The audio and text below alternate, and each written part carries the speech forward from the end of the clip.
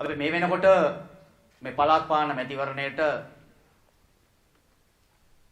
ඉතා ඉහළ සූදානමකින් පසුවේ.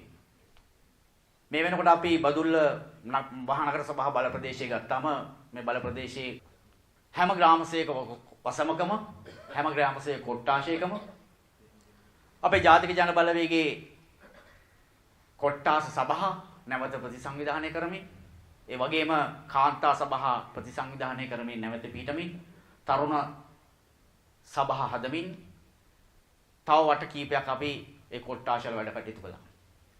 අද ඔබත් එක්ක මේ හම්බ වෙන්නේ ඒ සියලුම සංවිධාන කටයුතු කරලා මේ මැතිවරණයට මේ කයිලගොඩ කොට්ටාශයට සූදානම් බව ප්‍රකාශ කරන්න. මේ වෙනකොට අපි දන්නවා සභාවේ මහජන පාලනයක් ක්‍රියාත්මක වෙන්නේ නැහැ. නිලධාරි මහත්මුරුන්ගේ පාලනයක් සිද්ධ වෙන්නේ. ඒ නිසා ඒ අයගේ යම් ධාරිතාවක් තියෙනවා. ඒක ඒ අයගේ අඩුපාඩුවක් ලෙසම අපි සලකන්නේ නැහැ. ඒ නිසා මේ මාර්ග පද්ධතිය පිළිබඳව අපිට එක පැත්තකින් අඩුපාඩු ගොඩක් තියෙනවා. ඒ අඩුපාඩු නිවැරදි කර ගන්නවා වගේම මේක යම් අලුත් නගරයට ගැලපෙන විදිහට විකල්ප මාර්ග පද්ධතියකුත් එක්කම ගොඩනගා ගන්න අවශ්‍ය වැඩ පිළිවෙලකුත් අපි ළඟ තියෙනවා. ඒ වගේම තව පැත්තකින් තියෙනවා අපි දන්නවා මේ වෙනකොට අපේ ප්‍රදේශය දැන් මේ ප්‍රදේශයට යම් අලුතෙන් සංවර්ධන එකතු වෙමින් තියෙනවා. අපේ වැඩ පිළිවෙල ඇතුලේ අපේ ප්‍රදේශයේ අලුතෙන් ආර්ථිකයක් සංවර්ධනයක් එකතු කරන්න බලාපොරොත්තු වෙනවා සංචාරක ව්‍යාපාරයේ දේශීය හා විදේශීය සංචාරකයන් පදනම් කරගෙන. එහෙන් බලනකොට ඊට ගැළපෙන යටිතල පහසුකම් ප්‍රමාණයක් නගරයට ඕන. කසල කළමනාකරණය පිළිබඳව හොඳ වැඩ පිළිවෙලක් නැහැ. මේවා ඊටාත්ම දුර්වල අඩුපාඩු සහිතව තියෙනවා. ඒක ඔබ දන්නවා. ඒ වගේම වතුර බැහැල යන ක්‍රමය, ඒ වගේම නාගරික ආලෝකකරණ පද්ධතිය බදුල්ල ප්‍රධාන නගරයේ පවා තාමත් හරියට ආලෝකකරණය කරගන්න බැරි තත්ත්වයක් තියෙනවා. ඒ වගේම වරිපණම් බදු, ඒ වගේම කඩකුලි මේ පිළිබඳව බරපතල ගැටලු ප්‍රමාණයක් තියෙනවා. පහුගිය පාලන කාලය තුල අපිත් පහුගිය නගර සභාවලදී මීට කලින් තිබුණු සභාව ඇතුලේ අපි සභිකයෝ ලෙස කටයුතු කරා. එතනදී අපි දැක්කා මේ සභාවල හිටපු മന്ത്രിවරු, ඒ නගරාධිපතිවරු මොන අදහසින්ද වැඩ කරේ කියලා. ඒ අයට මේ නගරය ගොඩනගා ගැනීම පිළිබඳ නැත්නම් නගරයේ ඉදිරි දැක්මක් පිළිබඳ කටයුතු කරනවා අපි දැක්කේ නැහැ. හැමෝගෙම න්‍යායපත්‍රය තමන්ගේ පුද්ගලික න්‍යායපත්‍රයකට, තමන්ගේ කඩේට, තමන්ගේ ගෙදරට, තමන්ගේ පාරට ලඝු වෙලා තිබුණේ. ඒ නිසා එවැනි පාලකණයකින් මෙවැනි නගරයකට වඩා වෙන දෙයක් අපිට ලැබෙන්න ඉඩකඩක් තිබුණේ නැහැ. ඒ නිසා ඒ පිළිබඳ බරපතල ගැටලු ප්‍රමාණයක් තියෙනවා.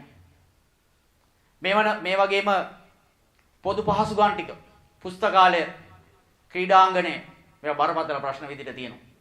අපි දන්නවා රේස් කෝස් පිට්ටනිය තියෙන අතර ක්‍රීඩාංගණ සංකීර්ණය ගත්තන් පස්සේ අපේ රට පැත්තෙන් ගත්තත් ලංකාවේ තියෙන ස්වභාවිකව පිහිටිච්ච හොඳ ක්‍රීඩාංගණ පද්ධතියක්. හැබැයි තාම ඒක අපේ ප්‍රදේශයේ සංවර්ධනයට එහෙම නැත්නම් ප්‍රදේශයේ පුරවැසියන්ට අවශ්‍ය කරන සෞඛ්‍ය පහසුකම් හෝ සංවර්ධනය යොදා ගන්න පුළුවන් කමක් වෙලා නැහැ. ඒ වගේම අපි දන්නවා අවුරුදු ගාණක් තිස්සේ තන බරපතල කුණු ගොඩක් තියෙනවා. ලොකු කුණු කන්දක් තියෙනවා. සම් මේවා කොහොම තියාගෙන ඉස්සරහට යන්න පුළුවන් කමක් නැහැ. ඒ නිසා අපේ පැත්තෙන් අපි මේ වෙනකොටත් යම් සාකච්ඡා යම් වැඩ පිළිවෙලක් ඉදිරියට කටයුතු කරමින් ඉන්නවා. හැකි ඉක්මනින් බදුල්ල නගරයේ දෙන කුණු කන්ද උතනින් අයින් කර ගන්න ඕන. ඒ ප්‍රදේශයේ බිම් ප්‍රදේශයේ වටිනා ඉඩම් ප්‍රමාණයක්. ඒ වටිනා ඉඩම මේ ප්‍රදේශයේ ආර්ථික දියුණුවට, සමාජීය දියුණුවට පාවිච්චි කර ගන්න පුළුවන්. අනේ මේ පැත්තෙන් දැක්මක් අපිට තියෙනවා. අනේ කටයුතු ටික කරන්න නම් ඒ සඳහා වැඩ කරන්න මේ පරණ තිබුණු සභාව වගේ නේ අලුත් හැකියාවක් තියෙන, අලුත් උවමනාවක් තියෙන කණ්ඩායමක් ඕන. ඒ නිසා අපි කියන්නේ මේ එළඹෙන පළාත් පාලන මැතිවරණයේදී බදුල්ල මහනගර සභාවට ඉදිරිපත්ලා ඉන්න මේ කණ්ඩායමට අන්නේ හැකියාව තියෙනවා. අන්න ඒක ගොඩනගන්න අවශ්‍ය කරන දැක්ම, හැකියාව, ඒ වගේම ධෛර්ය ශක්තිය අපිට තියෙනවා කියන කාරණය මතක් කරගන්න ඕන. ඒ සඳහා අපි වගේම විවිධ වැඩසටහන් වලට විවිධාකාරයේ දායකත්වයේ විශාල කණ්ඩායමක් ඉදිරිපත් වෙලා ඉන්නේ. ඒක නිසා මේ එළඹෙන පළාත් පාලන මැතිවරණයේදී එළඹෙන මහනගර සභාව තුළ මේ නගරය අලුතෙන් ගොඩනගා ගන්න අවශ්‍ය කරන නායකත්වය දෙන්න බදුල්ල මහනගර සභාවේ කණ්ඩායම ලෙස හොඳ කණ්ඩායමක් ඉදිරිපත් වෙලා ඉන්නේ. මේ කණ්ඩායම ඇතුලේ දන්නවා කාලයක් තිස්සේ ස්වේච්ඡා දේශපාලනය කරපු, විවිධ පරිත්‍යාග කරපු, විවිධ අමාරු තත්ත්වයන් ඇතුලේ විවිධාකාර අමාරු තත්ත්වයන් ඇතුලේ වැඩ කරපු අන්න එහෙම පිරිසක් ඉන්නවා. සමේ කණ්ඩායම එකතු වෙලා අපිට පුළුවන් මේ නගරේ මෙතනින් එහාට අලුත් තැනකට ගන්න අවශ්‍ය කරන මැදිහත් වීම කරන්න.